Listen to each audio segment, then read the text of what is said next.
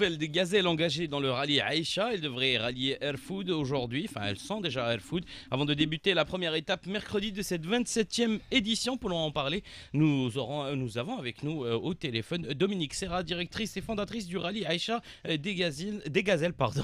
Il y a un accent qui est sorti là. Madame Serra, bonjour. Bonjour, c'est le matin, hein. C'est Oui, le matin, c'est c'est le dur. matin. Sauf que moi, c'est supposé être mon gagne-pain. Je devrais articuler dès le matin. Bonjour, alors nous avons aussi avec nous au téléphone Petit Sam, c'est l'une des participantes au téléphone, et vu qu'elle est avec sa coéquipière Boshra, elle se passera le téléphone aussi, ça va faire un bon entraînement avant le début de la compétition. Bonjour Petit Sam. Bonjour. Bonjour, bonjour à tous. Alors, on va commencer avec vous, Dominique Serra. Donc, c'est bon, c'est entamé. Vous êtes arrivé à Airfood. Comment s'est passé le passage depuis Nice? Oh, bah déjà, nous avons eu un très très beau départ à Nice, Oui. avec des gazelles qui étaient motivées et totalement. Là, l'ensemble des gazelles sont parties et sont sur le bateau et elles rallient le Maroc. Elles arriveront tout à l'heure à Tanger. Super. Alors, ce que les gens ne savent pas, il y a une fête énorme, peut-être, enfin, que les gens peut-être savent ou ne le savent pas en tout cas, c'est qu'il y a une énorme fête qui est organisée pour le départ justement à Nice, une fête où on ne parle pas que de sport automobile, mais on parle aussi d'actions caritatives. Notamment, on avait parlé de votre engagement justement pour la Ligue de lutte contre le cancer. Ça, c'est quelque chose qui tient à cœur au Rallye Aïcha des Gazelles. Bien sûr que ça tient à cœur de tout le monde, je crois. C'est une maladie qui touche énormément de personnes, de foyers, et qui nous enlève beaucoup de gens qui nous sont chers. Donc c'est normal qu'on soit à leur côté et qu'on essaie de les aider, bien sûr. Alors, c'est la 27e édition. Est-ce qu'on pourrait peut-être avoir quelques chiffres sur le nombre d'équipes participantes cette année? Ah bah, écoutez, il y a 160 équipages inscrites. Il y aura que 158 au départ, mais ça c'est un autre discours. On a la plus jeune qui a 22 ans et la doyenne a 66 ans cette année.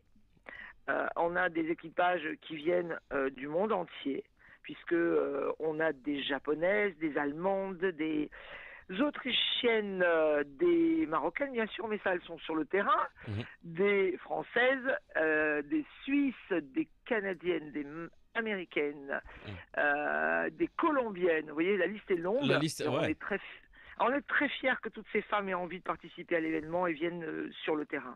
Alors, moi, sur les 158 ou 160 équipages participants, il y a une voiture qui me tient à cœur, une voiture qui a attiré mon attention. On parle de cette voiture électrique, donc les e-Gazelles. C'est une première pour la 27e édition? Alors oui, ça a été lancé, l'idée et la concrétisation s'est faite à la COP22, Mhm. donc est née au Maroc. Je m'étais engagée auprès du prince Albert à avoir une catégorie électrique.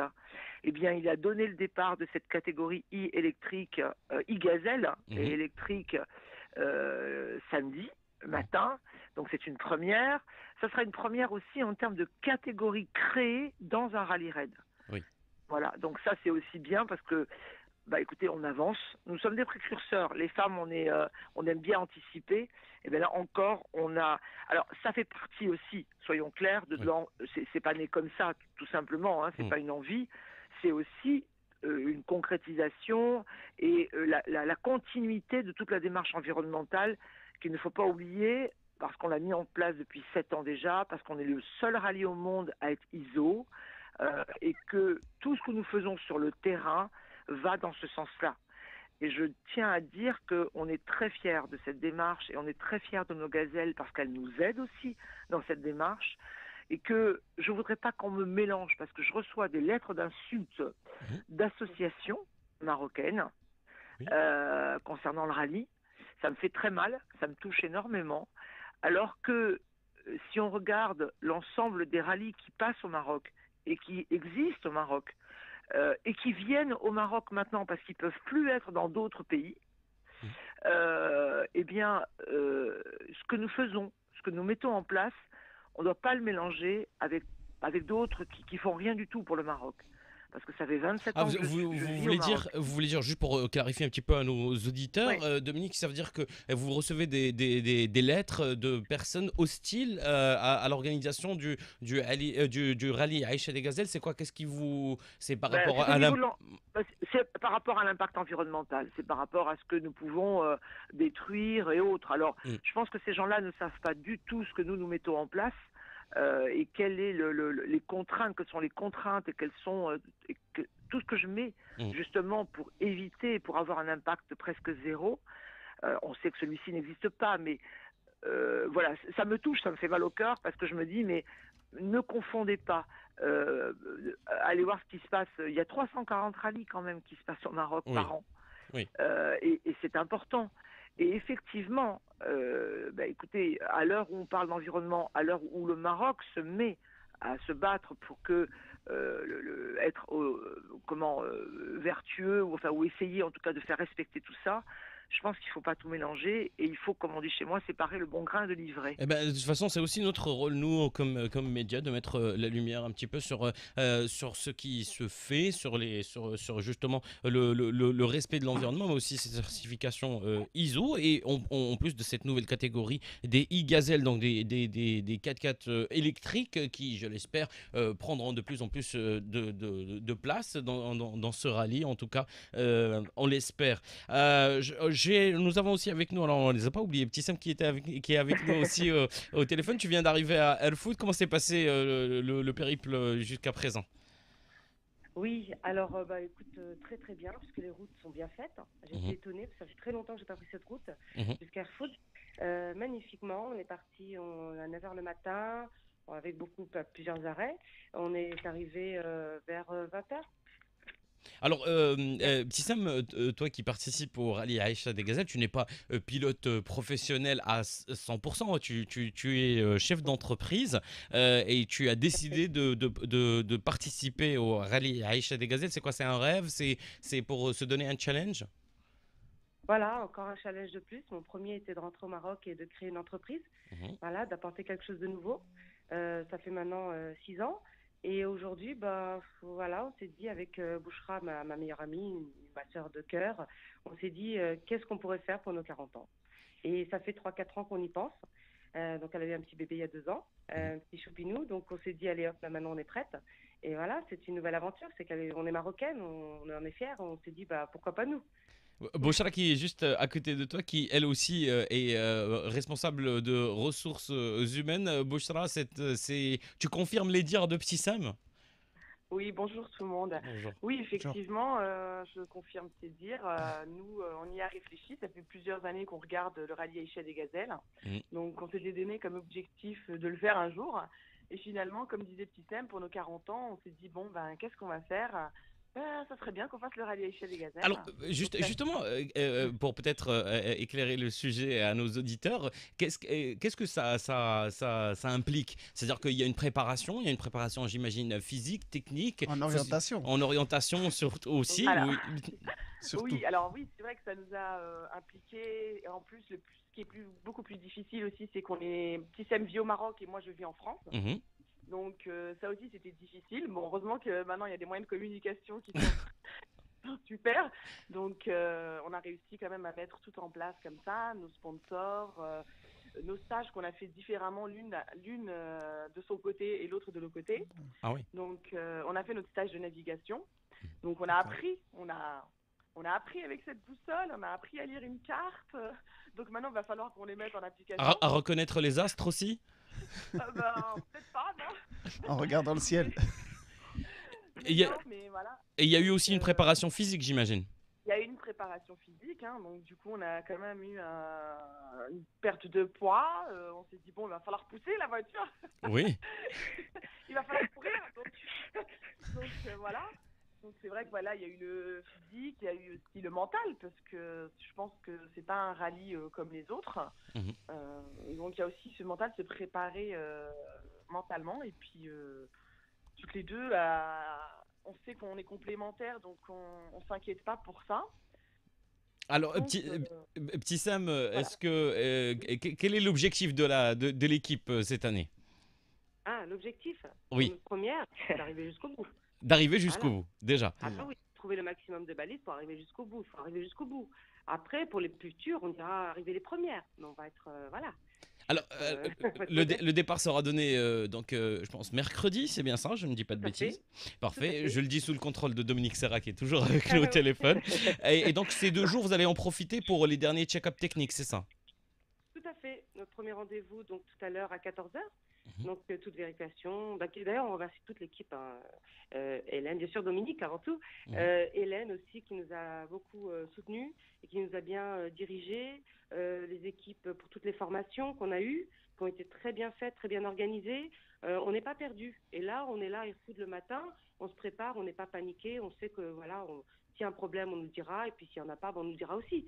Et non, on y va vraiment très sereine et on a hâte. On a hâte Donc, de le faire. Merci. au petit déjeuner ce matin, vous n'avez pas identifié certaines rivales qui pourraient vous poser problème? Non, on a rencontré des Canadiennes, des Américaines, des Françaises, des Suisses, c'est génial. On a snapché tout ça. On a, voilà, voilà, on est toutes, en fait, bon, je crois que cette année, c'est plus de 70% de nouvelles. Oui. De 73 nouvelles exactement. Ah bah voilà, vous n'étiez 73, pas très loin. merci. 73. C'est ça, 60. C'est génial, c'est bien pour nous parce que c'est vrai qu'on est toutes pratiquement, bah voilà, on est toutes pareilles. Il n'y a Alors- pas de rivalité, en tout cas, pas maintenant. Ben, en tout cas, on vous souhaite beaucoup de courage. Dominique Serra, moi je voulais revenir rapidement sur, sur un dispositif qui va permettre au monde entier de suivre un petit peu le rallye Aïcha de Gazelle. Nous, on suit bien évidemment, on aura des quotidiens où on va parler de ça. Il y aura aussi à la télé des capsules qui vont passer sur l'évolution des rallyes Aïcha de Gazelle, mais il y a aussi un site web très très bien fait. Merci, c'est gentil. Je vais le passer l'information à mes webmasters, il va être heureux. Ah bah, écoutez, le c'est rallye- c'est bien détaillé. Le rallye Aïcha des Gazelles, c'est effectivement la possibilité, à travers un système de tracking déjà, de pouvoir suivre les équipages en direct tout le temps. C'est-à-dire que les amis, les parents, les collègues de travail peuvent se brancher sur le site et en tapant le numéro d'équipage, eh bien, ils ont l'avancée de l'équipage sur la carte. Et donc, ça rassure. Ça permet aussi de savoir, de connaître les exploits, de savoir si les personnes sont dans le bon cap ou pas. C'est assez intéressant.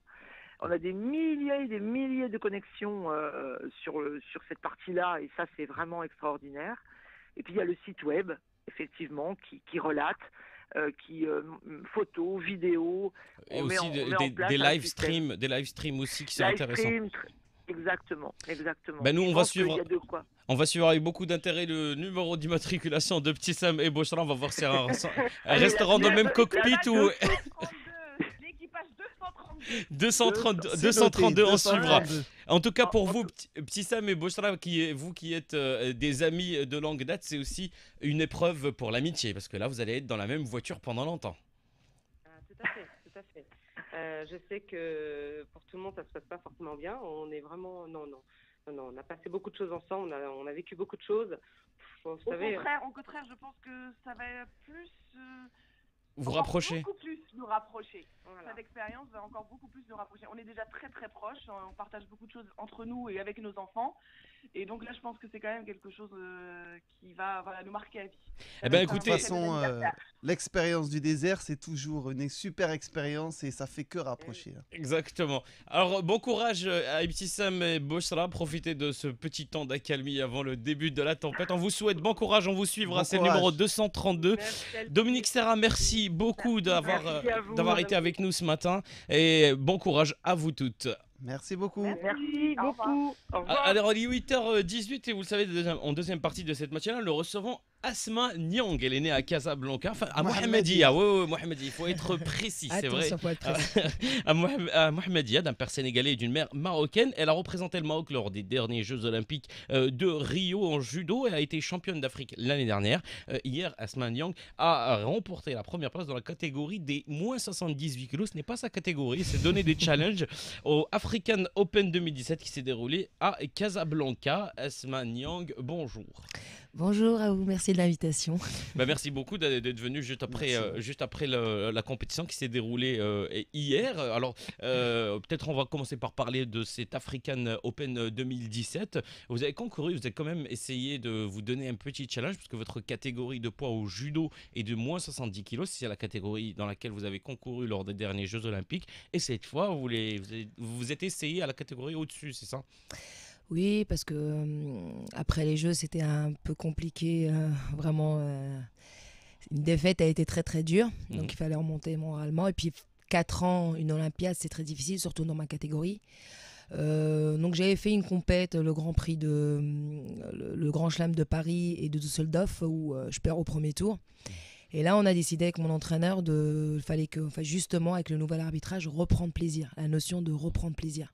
De ne pas avoir justement cette pression et de me lâcher et puis faire vraiment du judo et mon judo. Et donc, il me dit, bah, tu fais un challenge, justement, tu aimes bien les challenges, tu viens combattre dans 78. Je lui dis d'accord. Et je suis partie sans pression et j'avais besoin justement de cette notion de plaisir. Moi, je vis que du plaisir avec le sport parce que vous voyez comment mon parcours est atypique. Si j'avais pas de plaisir, je ferais pas tout ça. Et ça a marché. Je gagne en finale contre la Française. Donc, quelqu'un que je connais très bien en plus, qu'on est dans le même club. Ouais, on est dans le même club en plus. Alors, justement, vous avez parlé de votre parcours atypique. Nous, on a envie de rapprocher nos auditeurs un petit peu du parcours de Asma Nyang. Alors, vous avez débuté le judo un peu tard. Oui, à 20 ans. Donc, moi, je rêvais d'athlétisme. Donc, jeune, je faisais de l'athlétisme. Heptathlète, danseuse de poids, les haies, donc voilà, c'est l'univers. Handball aussi. Oui, j'ai fait aussi du handball, oui. Ouais. Donc voilà, après, bon, ça c'est parce que je voulais suivre les copines, parce qu'il n'y avait pas mes copines qui étaient à l'athlé, donc j'allais voir les copines aussi au hand, donc je m'y suis mis. Mais vraiment, c'est autre chose. L'athlétisme, c'est vraiment, j'ai baigné dedans. Voilà, vraiment une fan d'athlétisme, toute l'histoire de l'athlé. Et c'est vrai que le destin a fait que j'ai choisi, je dirais pas par dépit, hein, pas du tout le judo. Je suis tombée amoureuse, on va dire, du judo très très tard. Mais bon, voilà, j'ai essayé ce sport. Je vais vous citer quand même, parce que nous, on fait des recherches, Jamel, n'est-ce pas? Je vais vous citer parce que la première fois qu'on vous a proposé de faire du judo, vous avez dit non, ça pue des pieds. Oui, ça pue des pieds. Parce que la première fois que je suis rentrée dans un dojo, et moi, sachant que l'athlétisme, c'est à l'extérieur, tout est aéré, on sent pas toutes ces odeurs. Donc, du coup, quand je suis rentrée, j'ai vu de la lumière la petite histoire, je suis rentrée dans un dojo, et là, je suis ressortie tout de suite. Et puis bon, on est revenu me chercher, on fait tu restes pas. Je fais l'odeur est insupportable, je ne peux pas y rester. Et pourtant, parce qu'il faut rappeler que vous avez toujours eu ce rêve. D'ailleurs, je sais que vous êtes cinéphile aussi, et en regardant un petit peu votre biographie, ça m'a rappelé un film, peut-être dans le pas le film en entier, mais c'est Eddie the Eagle. Je rappelle à nos auditeurs, c'est l'histoire de cet Anglais qui rêvait depuis très jeune de participer aux Jeux Olympiques, quelle que soit la discipline. Et depuis très jeune, il a essayé plusieurs sports, il n'a pas réussi, et donc il s'est mis dans une catégorie qui était peu prisée à l'époque, c'était le saut en ski. Il n'y avait aucun représentant à la fédération anglaise, pardon. Royale anglaise, effectivement. Et il a fini par faire les Jeux Olympiques. Vous, ce n'était pas pareil que Michael Edwards, il s'appelle, parce que vous partagez le même rêve, mais vous avez eu plus de réussite. C'est vrai que ce film, à chaque fois que je le vois, ça me met les larmes aux yeux, parce que c'est la petite anecdote, à chaque fois quand il était petit, il sortait de chez lui, il disait, sa mère lui disait où tu vas, il dit je vais aux Jeux Olympiques. Exactement. Et donc du coup l'histoire elle en fait que c'était son rêve, et puis pourquoi il voulait y aller, on va pas dire que c'est la même histoire que moi, mais on a la même vision de pourquoi il voulait y aller. Parce que ça représentait beaucoup pour lui, c'est de se retrouver, c'est une expérience extraordinaire pour quelqu'un de faire les Jeux, pour un sportif, puisque on se retrouve avec plein de pays, au même endroit, il y a une ambiance, il y a une chaleur, il y a une convivialité qui est extraordinaire. Et ça se passe pendant un mois et c'est juste à vivre. Alors, justement, ça c'est le moment de participer aux Jeux Olympiques, mais j'imagine que la préparation avant de faire des Jeux Olympiques, ça a dû être un vrai parcours du combattant. C'est-à-dire C'est vrai que ben moi c'était enfin voilà, c'est au départ depuis que j'étais petite, je pensais que j'étais persuadée que j'allais faire les Jeux Olympiques en athlétisme. C'était voilà, j'étais décidée dans Mmh. ma tête. Bon, c'est pas passé comme ça. Et finalement, quand on voit que bah, au judo, quand j'ai commencé à faire des résultats, médaillée dans des grands prix, victorieuse dans des grands prix, du coup, on pense plus qu'à participer forcément. Mmh. On pense à mettre une médaille. Donc, ce rêve de participer, ben, il prend un peu fin. Et Parce- là, il faut passer à un autre Ah, niveau. non, c'est voilà, l'objectif, on veut toujours remporter la plus, médaille. forcément. Mmh. Et c'est pas question d'être gourmand, mais d'être ambitieux. Donc, je me suis dit, bon, bah, mon rêve, il va être réalisé. Je le sais, Mmh. je le sens. Et maintenant, bah, il faut penser à l'étape suivante, c'est bah, de mettre une médaille parce que j'en suis capable. Oui. Donc voilà, c'est vraiment ça, on passe à au-dessus. Après, bon, bah, vous connaissez la suite, hein, je tombe sur une Brésilienne, c'était très compliqué, Maria c'était chez Portela. elle. Mhm. Ouais, peut-être que j'étais pas vraiment préparée à prendre une locale parce que, sachant que c'était très très difficile, la pression du public. Mhm. Et bon, bah, après, j'étais pas ridicule, je me suis vraiment bien battue. Bon, bah, c'était pour elle et c'est comme ça, il faut l'accepter. Exactement. Et là, la préparation, je pense, pour les prochains jeux, prochains pour les jeux, au championnat du monde. hein. C'est ça, c'est ton. Voilà, grand déjà, objectif. voilà, il y a les championnats du monde en août. Et voilà, c'est pour moi encore, le judo marocain reste encore un peu dans l'ombre. Il y a une grande préparation qui se fait. On a eu un Christian Chaumont, un DTN, qui va faire beaucoup de travail avec les jeunes. Donc, il faut laisser le temps pour que ça DTN, vienne. c'est directeur technique national. Voilà. Et il faut lui laisser du temps. Pour sortir un champion, c'est beaucoup d'années. C'est tout refaire avec ces jeunes-là. Contrairement à des pays, Afrique du Nord, que ce soit l'Algérie, Tunisie, Égypte, ils ont tous des médailles mondiales et olympiques. Et c'est vrai que ça me fait mal au cœur que le Maroc n'a pas cette médaille. Je sais que je suis la plus proche pour l'instant pour pouvoir prétendre de la faire. Mmh. Et c'est vrai que j'ai pas envie d'arrêter avant de l'avoir pointée, cette médaille. Ben, c'est vraiment tout le mal qu'on te souhaite, hein. Et puis en plus, l'avantage c'est que bon, maintenant tu es toujours dans le circuit, mais petit à petit, tu te déroules un petit peu vers le coaching, tu encadres ces jeunes, tu as vraiment cette notion en toi d'encadrer, de donner de ton vécu. C'est vrai que la chance que j'ai, c'est que j'ai toujours eu, comme je disais, la carrière atypique, j'ai toujours travaillé. Donc moi, j'ai passé 10 ans à l'armée, hein, pompier de Paris. Vous savez, j'étais pompier avant. Ouais, Ah ouais. elle a J'étais eu, pompier de 36 20 ans vies. à 30 ans, donc une retraitée de pompier de Paris. Et j'ai toujours travaillé dans le coaching. Donc là, j'ai ouvert ma boîte qui s'appelle Mind Over Matter. L'esprit domine la matière dans la prépa mentale et prépa physique. Et j'ai toujours réussi à avoir cette double casquette parce que j'ai toujours vécu comme ça. Et donc c'est vrai que je pense qu'un vrai champion, même qu'il a sa médaille ou quoi que ce soit, il faut savoir redonner derrière. Et si on redonne pas, en fait, elle n'a pas de saveur toutes ces années qu'on a fait. Donc je pense que j'étais mon propre cobaye, un cobaye de toutes ces expériences, parce qu'il y a eu beaucoup d'échecs. Et justement, au judo, on tombe et on se relève. Et j'ai acquis beaucoup d'expérience pour pouvoir justement redonner le témoin et savoir justement leur donner cette fibre que j'avais et puis les garder en équilibre pendant toute leur carrière. Donc, prochain objectif pour toi, Asma, ce sera les championnats du monde. Oui, voilà, Inch'Allah. Et juste après, est-ce que tu penses pouvoir participer encore à des Jeux Olympiques de celle de Tokyo? Alors, l'entraîneur Christian Chaumont, il me dit que comme j'ai commencé le judo à 20 ans, il me fait en fait, là tu deviens senior parce qu'en fait tu étais cadette, junior, parce que comme tu as commencé tard, je veux te voir à Tokyo, je suis sûre que tu en es capable, on peut s'arranger parce que comme on ne gère pas une carrière de quelqu'un depuis 30 ans comme quelqu'un depuis 20 ans, on va gérer ta carrière au millimètre près pour t'aménager parce que c'est vrai que les 4 ans pour préparer Rio, c'était vraiment, j'ai fait beaucoup de compètes pour me qualifier. J'en étais à 22 en 2 ans pour pouvoir être dans le top 14 mondial. Et c'est vrai que faut que je me préserve aussi. C'est à réfléchir pour l'instant, c'est en point d'interrogation, mais pour l'instant, je me concentre vraiment sur les championnats du monde. Alors, on va marquer une petite pause publicitaire, on revient pour les informations et on vous garde avec nous. On est toujours en compagnie de Asma Niang, championne d'Afrique, représentante du Maroc lors des Jeux Olympiques de Rio en judo et gagnante de la catégorie moins 78 kg à l'African Open qui s'est déroulé ce week-end. Jamal, on est revenu hier exactement. On est revenu sur le parcours de Asma Niang. On a parlé de ses ambitions justement pour les prochains mondiaux. Mais justement pour la préparation, ça nous intéresse de savoir peut-être à quoi ressemble une journée type de préparation pour Asma Niang. Donc mes journées se passent toujours pratiquement de la même manière. Donc j'essaie de mettre vraiment un équilibre dans ma semaine. Donc le lundi, par exemple, moi c'est un réveil matinal, très tôt, comme aujourd'hui d'ailleurs. Ouais.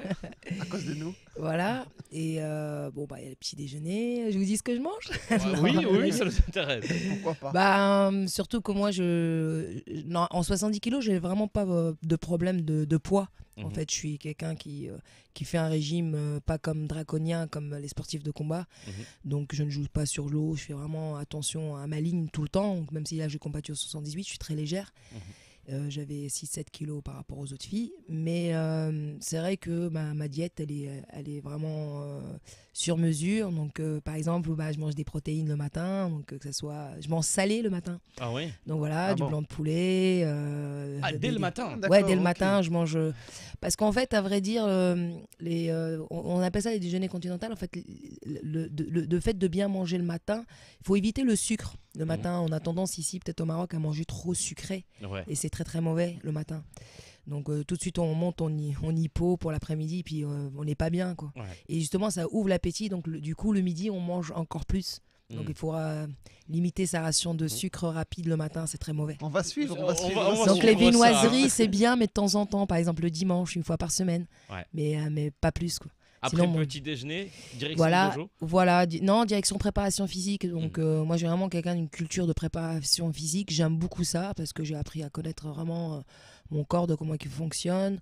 Je veux dire, c'est une sensation kinesthésique qui est vraiment très forte parce que quand on arrive à cet âge-là, on comprend les blessures qu'on va venir. Donc je les préserve comme je suis opérée déjà des 2 épaules auparavant. Les 2 épaules opérées, donc 2 grosses opérations en 2007 et en 2011, donc ça va. Ça veut dire que j'ai fait une grosse préparation physique pour que ça tienne, surtout au judo, quand on chute tout le temps. C'est de l'endurance, voilà, de la musculation aussi. Voilà, ça peut être des séances d'haltérophilie, de la musculation pure. Ça peut être du cardio, enfin tout ce qui fait pour qu'on soit performant. Je fais un transfert pour que je sois bien sur le tatami. Et donc après, on rentre. Puis voilà, moi comme je vous ai expliqué, j'ai ma petite société, donc je bosse sur ça. Et puis derrière, l'après-midi, c'est le judo. On part bastonner. C'est technique. Voilà, donc on part technique. Alors c'est technique 1 heure avant, et puis après, on va se bagarrer. Voilà. Non, là, c'est même pas pas comme la boxe. Nous, on fonctionne de sparring partner dans la technique, mais après, c'est vraiment des randonnées, donc on se rentre dedans vraiment pendant 1h30. On se chiffonne, que ce soit avec les filles ou les garçons, mais c'est intense. Le judo, c'est un sport qui est très très difficile parce que on chute tout le temps et en fait on se fait pas de cadeaux.